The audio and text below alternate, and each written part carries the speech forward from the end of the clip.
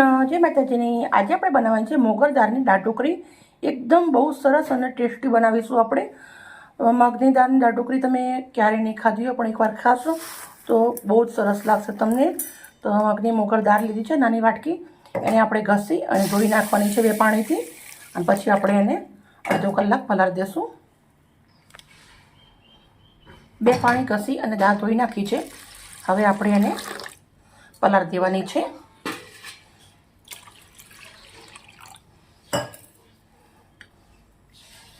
હવે આપણે આને અડધો કલાક પલાળવા દઈએ। ઢોકળીનો લોટ બાંધવા માટે મેં એક મોટો વાટકો લોટ લીધો છે। થોડોક એવો અજમો નાખું છું, થોડીક એવી કસૂરી મેથી, અડધી ચમચી ધાણા જીરું, અડધી ચમચી મરચું, અડધી ચમચી મીઠું, અડધી ચમચી હળદર મસાલા નાખ્યા। પછી આપણે મોટી 2 ચમચી એટલું તેલ નાખીશું, હાથથી સરસ મિક્સ કરી દઈશું। હવે આપણે કઠણ લોટ બાંધી દઈશું। હવે થોડું પાણી નાખીશું, પાણી વગર તો લોટ બંધાય નહીં। પાણી નાખ્યા પછી સરસ મજાનો એકદમ ટાઈટ લોટ બાંધી અને રેડી કરી દેવાનો છે।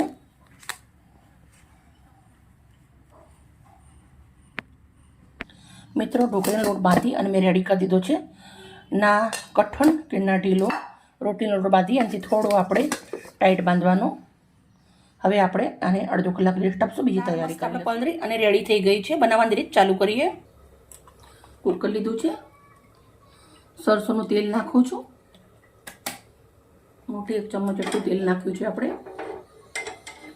તમે રેગ્યુલર જે તેલ ખાતા હોય એમાં પણ બનાવી શકો છો। રાઈ અને જીરું નાખું છું, થોડી હિંગ, લસણ,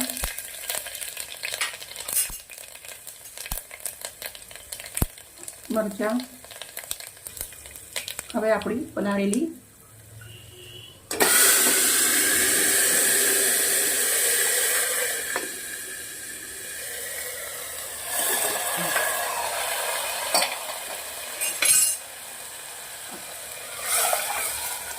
દાળ નાખી દીધી છે।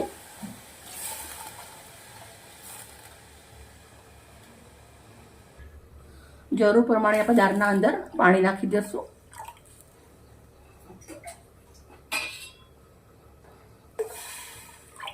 હવે આપણે દાળના અંદર મસાલા કરી લેશું।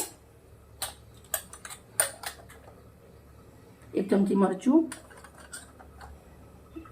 હળદર અડધી ચમચી, અડધી ચમચી મીઠું, 1 ચમચી ફ્રેશ કૂટેલું ધાણા જીરું।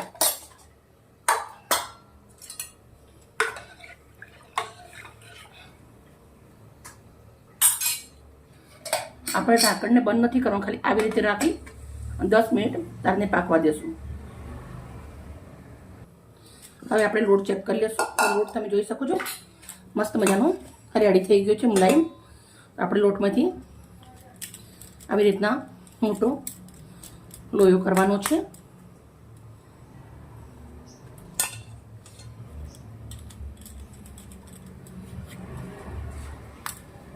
હવે આપણે આની રોટલી વણી લેશું। થોડો આવી રીતના અટોમણવાળો દેવાનું છે ગુલ્લાને, પછી આપણે આવી રીતે મોટી રોટલી બનાવી લેશું। થોડું થોડું ટમાટર કરતું જશું।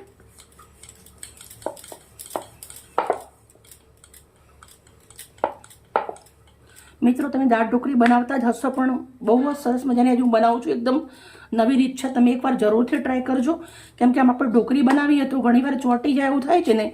મારી રીતે બનાવશો ને તમારી ઢોકળી ક્યારેય નહીં ચોંટે। તો આવી રીતના મોટી રોટલી સરસ મજાની આપણે વણી લેવાની છે। તો મેં રોટલી આ સરસ મજાની એક વણી લીધી છે, 3 રોટલી પણ હું બીજી આવી રીતે જ વણી દઈશ।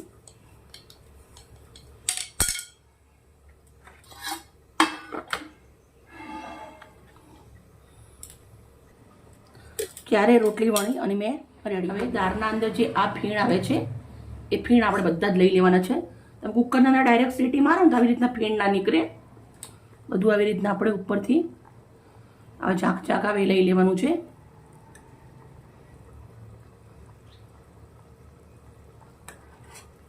આપણે એક ધમાકેદાર તડકો મારવાનો બાકી છે મસ્ત મજાનું।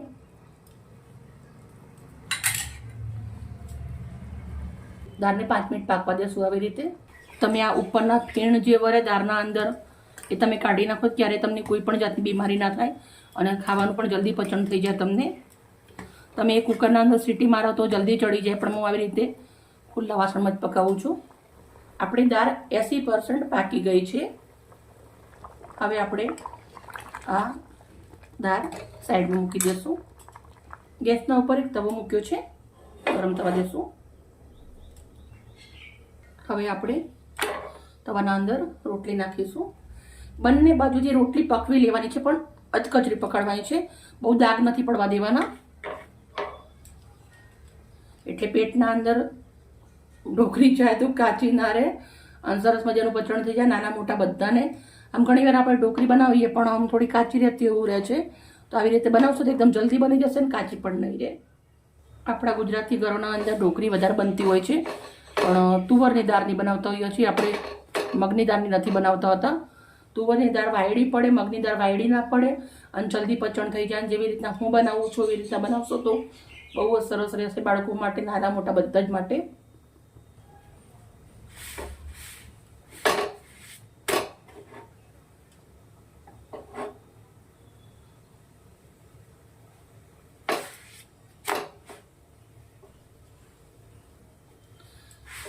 આપણી રોટલી પાકી ગઈ છે. જો બહુ નથી પકાવવાની, આપણે આવી રીતે જ પકાવવાની છે. બીજી પણ હું એવી રીતે જ રેડી કરી દઈશ.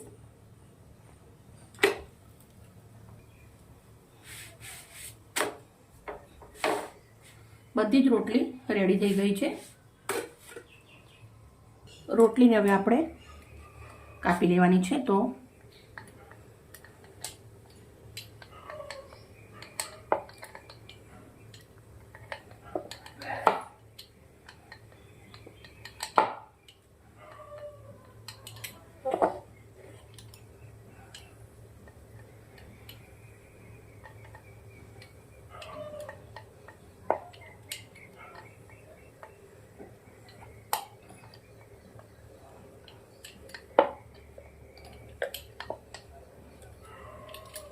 રોટલી કટ થઈ અને રેડી થઈ ગઈ છે, તમે જોઈ શકો છો.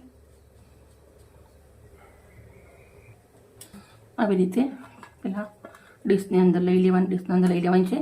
એકદમ મસ્ત મજાના શક્કરપારા જેવી રોટી આપણે રેડી કરી દીધી છે. કોઈ પણ જાતની ચોટવાની કોઈ મગજમારી નહીં રહે. બીજી પણ હું આવી રીતે કટ કરી અને રેડી કરી દઈશ. ઢોકળી સરસ કટ કરી અને બધી જ રેડી કરી દીધી છે. જો આવી રીતે રાખો એટલે ચીપકે નહીં. હવે આપણે દાળ ઉકળે છે તો અંદર ઢોકળી નાખી દેવાની છે. હવે આને બહુ સમય આપણે નથી પકાવવાની, ખાલી 3 થી 4 મિનિટના અંદર આપણે ઢોકળી પાકી અને રેડી થઈ જશે. પછી એક આલિશાન આપણે વઘાર કરીશું. અંદર ઢોકળી મસ્ત પાકી ગઈ છે, કુકર સાઈડમાં કરી દઈશું. બીજો વઘાર કરીશું. સરસોનું તેલ લઉં છું,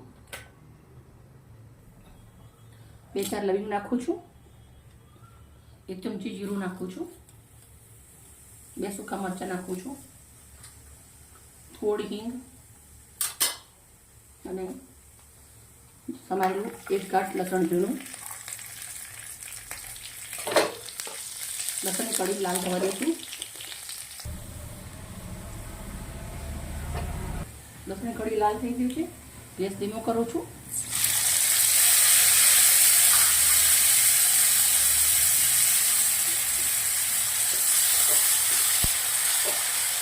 ટામેટા નાખી દીધા છે આપણે, ઝીણા સમારેલા 2.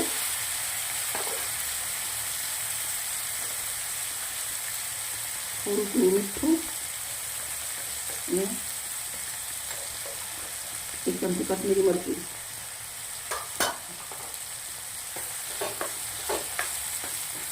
ટામેટાને પાકવા દેશું. આપણે વઘાર રેડી થઈ ગયો છે. પાછું કુકર મેં લગાવી દીધું છે અને આપણે વઘાર રેડી દેશું.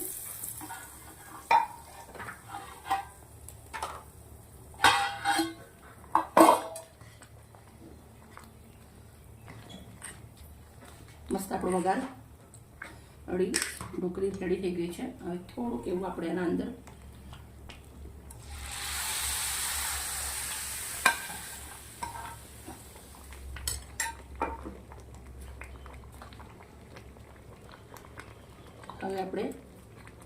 બાફેલા દાણા નાખી દઈશું. કુકર ભરીને આપણી ઢોકળી રેડી થઈ ગઈ છે. ગેસને બંધ કરું છું અને સરસ મજાની ઢોકળીને સર્વ કરીશું. આવી રીતના બાઉલના અંદર આપણે ઢોકળી નીકાળી દઈશું.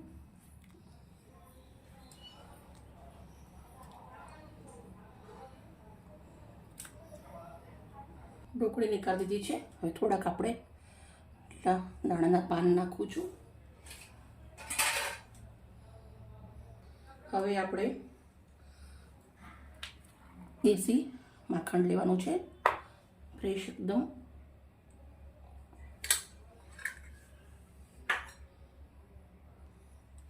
પ્લેટ લીધી છે, પ્લેટના અંદર લગાવું છું. મિત્રો, અમારી વિડીયો, અમારી મહેનત સારી લાગે તો પ્લીઝ અમને લાઈક કરજો, દોસ્તોની અંદર શેર કરજો. એકદમ હેલ્ધી અને ટેસ્ટી દાળ ઢોકળી મેં બનાવી અને રેડી કરી દીધી છે. એકદમ દેશી માખણ મૂક્યું છે બાળકો માટે સ્પેશિયલ છે. કાલે આવી નવી રેસીપી સાથે.